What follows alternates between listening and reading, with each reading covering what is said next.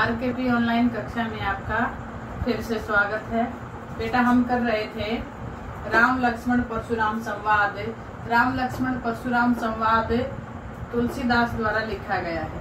तुलसीदास द्वारा रामचरितमानस से सीता स्वयंवर में से लिया गया व्याख्यान है।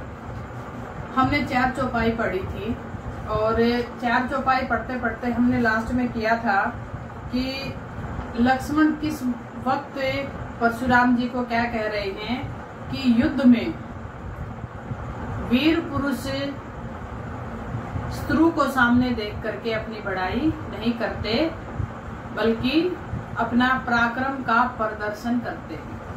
ठीक है, और अब हम करेंगे इससे आगे। देखिए, 5वीं आपकी जो चौपाई है, 5वीं चौपाई में क्या लिखा है? तुमहु तो कालू हाक जनु लावा, बार बार मोही लागी बोलावा।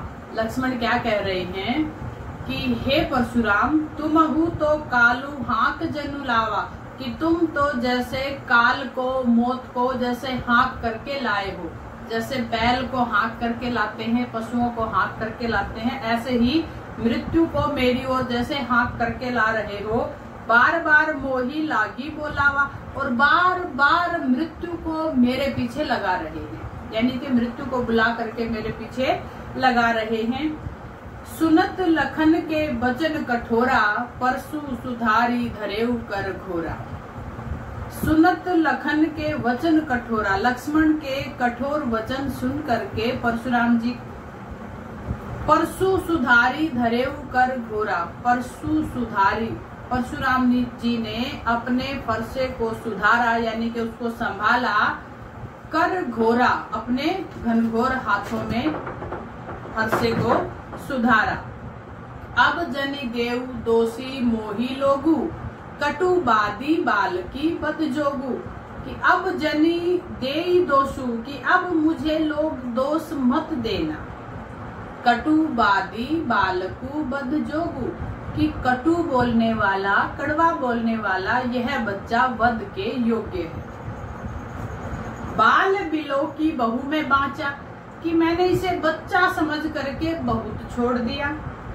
अब एहू मर निहार भांसाचा, अब यह मरने के लिए तैयार हो जाए, यानी कि यह तो मरने के लिए ही तैयार है। बोले जा रहा है, प्रत्युत्तर कर रहा है, मेरे साथ वाद विवाद कर रहा है, गुस्से को जगा रहा है, मेरा रौद्र रूप सामने ला रहा है।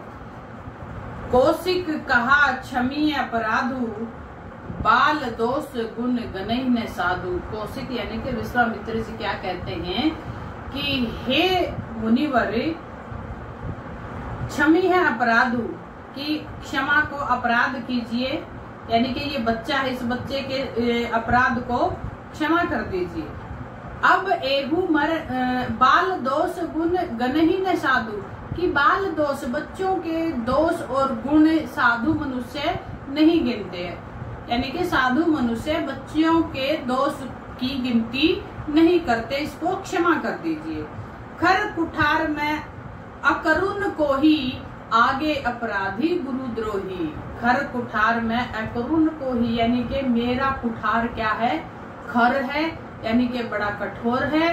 अकरुण, करुणा से रहित है, कि मेरा कुठार बड़ा भयंकर है और करुणा से रहित है, इसमें दया की कोई गुंजाइश नहीं है। आगे अपराधी गुरुद्रोही, यानी कि मेरे गुरु का द्रोह करने वाला अपराधी मेरे सामने है। गुरु का द्रोह यानी कि शिव जी के धनुष को तोड़ने वाला, मेरे गुरु का द्रोह करने वाला अपराधी मेरे सामने है, और मेरा कुठार क्या है? दया से रहित है। तो अब क्या है? अब तो मैं इसको मारने को तैयार हूँ।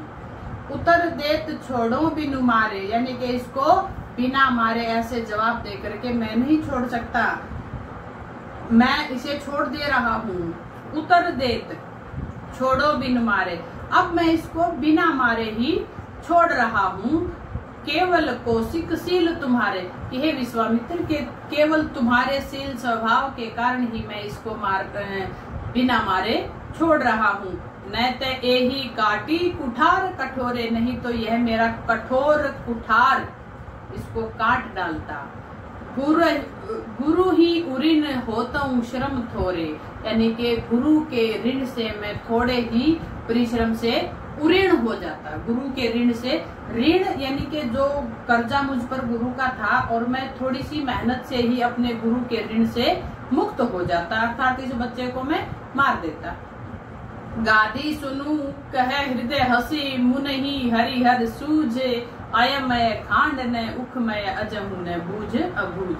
गाधी सुनू मतलब गाधी के पुत्र, गाधी मुनि के पुत्र कौन? विश्वामित्र जी। कि विश्वामित्र जी कहे हृदय हसी, अपने हृदय में कह रहे हैं और हंस रहे हैं, मन ही मन मुस्कुरा रहे हैं। और क्या कह रहे हैं? हसी मुनहि हरिहर सूझे, हंसते हुए क्या करे? मुनहि, मुनि के मन में हरा हरा सूझ रहा है, यानी कि इसको चारों तरफ हरा हरा ही नजर आ रहा है, यानी कि जैसा यह स्वयं है वैसा ही सामने इसको दिखाई दे रहा है, जैसा इसने औरों को देखा है वैसा ही इस बच्चे को समझ रहा है। लेकिन यह ये नहीं जानता अयमय खांड न उखमय। अयमय खांड, अयमय होता है लोहे के खांड, खांडे, यानी कि ये लोहे के खांडे बने हुए, अर्थात ये बच्चा क्या है? लोहे की ढाल के समान इतना ताकतवर है। ओयमय न खांड, यहाँ पर श्लेष अलंकार है, खांड के दो अर्थ लगे हुए हैं, एक तो लोहे का खांडा और दूसरा ईख से बनी हुई खांड, यानी कि यह लोहे का खांड है और ईख से बनी हुई खांड नहीं है जो मुंह में डालने से पिघल जाती है। यानी कि ये बच्चा ऐसा नहीं है कि ऐसे डराने धमकाने से या ऐसे पराजित हो जाएगा। ये किसका बना हुआ है? लोहे के खांडे के समान है, लोहे की कठोर ढाल के समान है। यह उस ईख की खांड के समान नहीं है जो मुंह में डालने से पिघल जाती है। अजहू न बूझ अबूझ। अब इसके बारे में परशुराम जी कुछ जानते हुए भी अनजान बन रहे हैं, यानी कि इसके बारे में कुछ भी नहीं जानते। कहेहु लखन मुनिशील तुम्हारा, को नहीं जान विदित संसारा। कहेहु लखन, लक्ष्मण जी कह रहे हैं, मुनि है मुनिशील तुम्हारा, तुम्हारे स्वभाव के बारे में सारा संसार को नहीं जान विदित संसारा, कौन नहीं जानता, अर्थात सारा संसार जानता है। मात पिता ही उऋण भय नीके, मात पिता ही माता पिता के, उऋण भय नीके, उऋण ऋण से उऋण हो चुके हो, भय नीके हो चुके हो, कि तुम्हारे बारे में कौन नहीं जानता कि तुम माता पिता के ऋण से मुक्त हो चुके हो। गुरु ऋण रहा सोचू बड़ जी के, यानी कि गुरु ऋण जो बचा है, अर्थात अपने गुरु का जो ऋण आपके ऊपर बचा हुआ है, वो आपने जो सोचा है, आप बड़े हृदय वाले हो, और वो भी क्या किया आपने? सो जनू हमरे ही माथे काढ़ा, और वह गुरु का ऋण भी आपने हमारे माथे ही काट दिया, मतलब हमारे मस्तक के ऊपर लिख दिया था, हमारी तरफ निकाल दिया कि तुम्हारे कारण मेरे ऊपर गुरु का ऋण है, ये धनुष तोड़ने के कारण मेरे ऊपर ऋण चढ़ गया है। दिन चली गए ब्याज बढ़ बाढ़ा, यानी कि जो ये ऋण तुमने हमारी तरफ निकाला है, अगर ये ऋण दिन गए, अगर समय बीत जाने पर ब्याज बढ़ बाढ़ा, और अधिक ब्याज बढ़ जाएगा, यानी कि इस ऋण का ब्याज तो और अधिक हो जाएगा। अब आनीय व्यवहारिया बोली, अब आनीय बुला लो, व्यवहारिया जो व्यवहार को जानते हैं, अर्थात रुपए पैसे के लेन देन के जानकार हैं, उनको बुला लीजिए।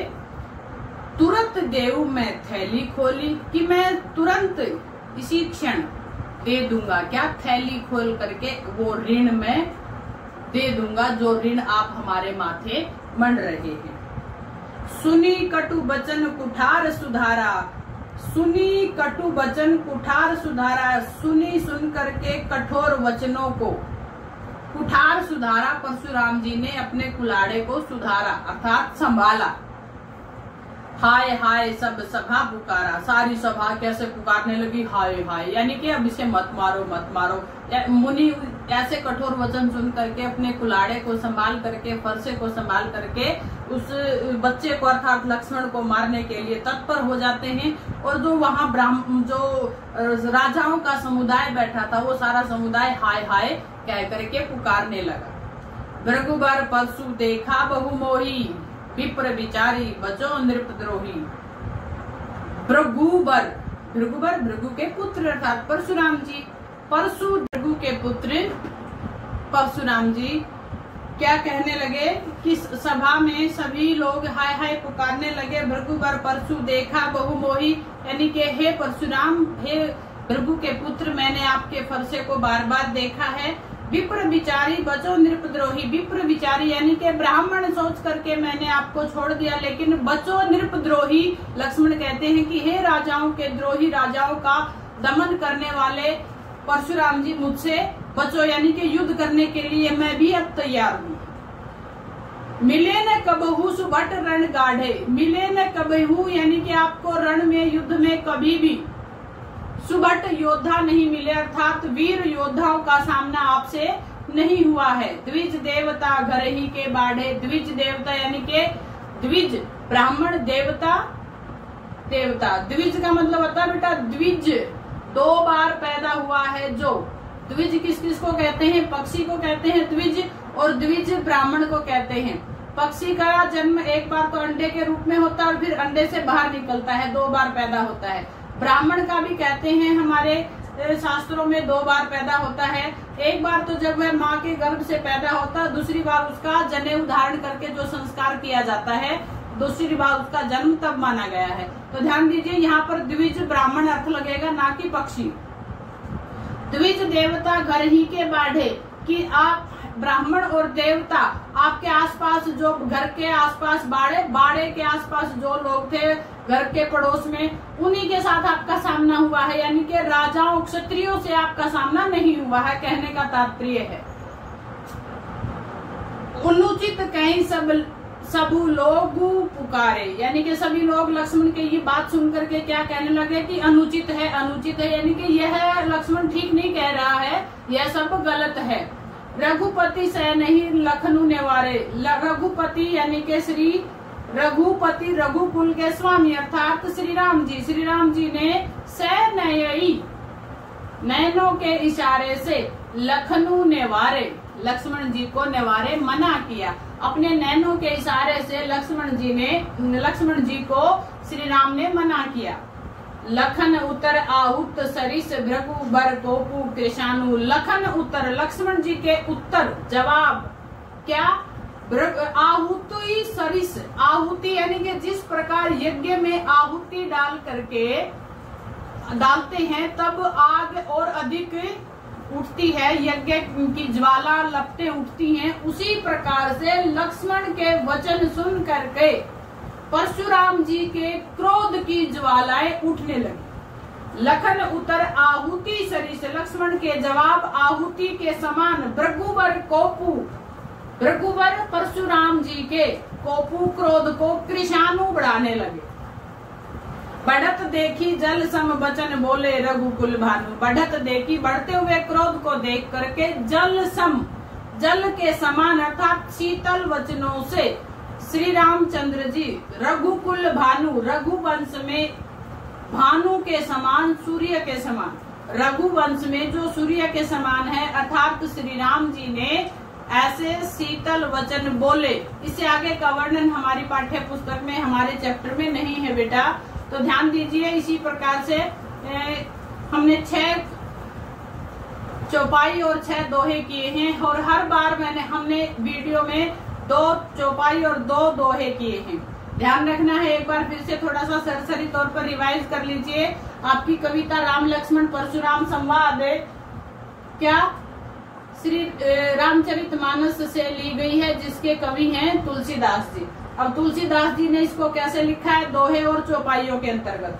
अब इन जो दोहे और चौपाइयों में कौन सा रस है?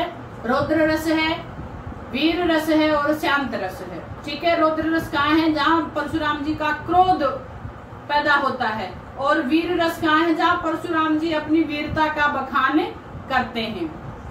और शांत रस कहाँ है? जहाँ पर श्री रामचंद्र के वचनों का प्रयोग हो। एक तो शुरू में 2 पंक्तियां हैं और अंत में 1 पंक्ति है। ध्यान दीजिए, इसमें भाषा कौन सी है? अवधि भाषा है और तत्सम शब्दावली है। तत्सम शब्दावली का मतलब होता है बेटा संस्कृत युक्त शब्दों का प्रयोग किया गया है बीच बीच में। आगे है छंद, कौन से हैं? दोहा और चौपाई, दोनों मात्रिक छंद है। दोहे छंद में क्या होता है? पहली और तीसरी पंक्ति में 13-13 मात्राएं होती हैं, और दूसरी और चौथी पंक्ति में 11-11 मात्राएं होती हैं, ठीक है। और चौपाई छंद में क्या होता है, प्रत्येक पंक्ति में 16-16 मात्राएं होती हैं।